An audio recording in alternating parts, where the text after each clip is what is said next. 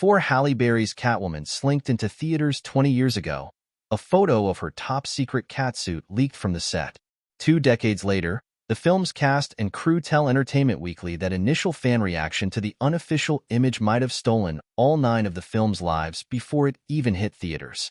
A far cry, okay, meow, from traditional interpretations of the DC Comics character's famed single-piece catsuit.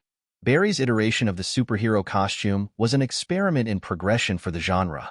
Made as a collaboration between Berry, producers, costume designer Angus Strathy, and, as producer Denise D. Novi tells EW, Oscar-winning costumer Colleen Atwood, the star's leather ensemble was unlike anything Catwoman had ever worn on screen or paper in the past, and fans weren't having it.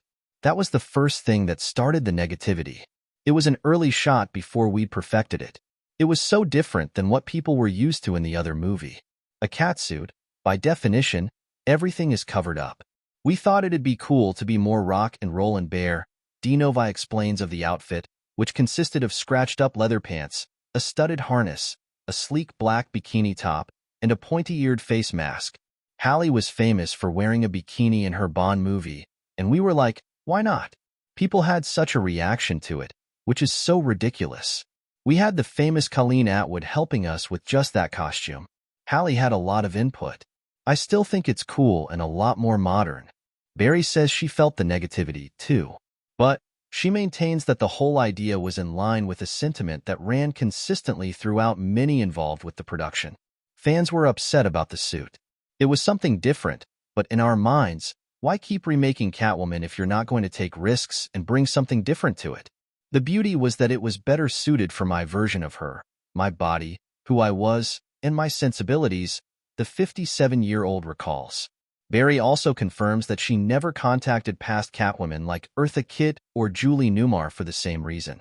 So her interpretation of the character would be totally her own. The studio was a big part of that. The idea was to not do what's been done over and over, but to bring something different, she recalls. That included, Berry says, not setting the film in the Batman universe, which was a studio mandate, writer John Brancato claims, despite Catwoman's legacy being largely intertwined with Batman's. The beauty of doing it was because it wasn't in the Batman universe. Men, historically, get to have big franchises that revolve around them, says Berry. This was an opportunity to be forward-thinking, pushing that envelope for women.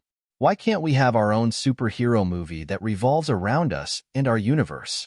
Before it found a new, cult audience in the streaming era, Catwoman performed poorly with critics and at the 2004 box office, grossing just under $83 million globally on a reported $100 million budget.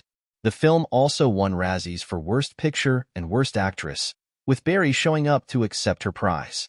Despite her good humor about the situation, Berry is still proud of the film and says she had a blast making it. The studio knew what I was going to do at the Razzies. I told them I wanted to take the piss out of it and laugh at it. I don't think it's a god-awful film, she explains. I wrote that speech within an inch of my life. I put a lot of thought into how I could do it in a fun way and let everyone know I didn't take it that seriously. You can never take away my Oscar, no matter how bad you bash me.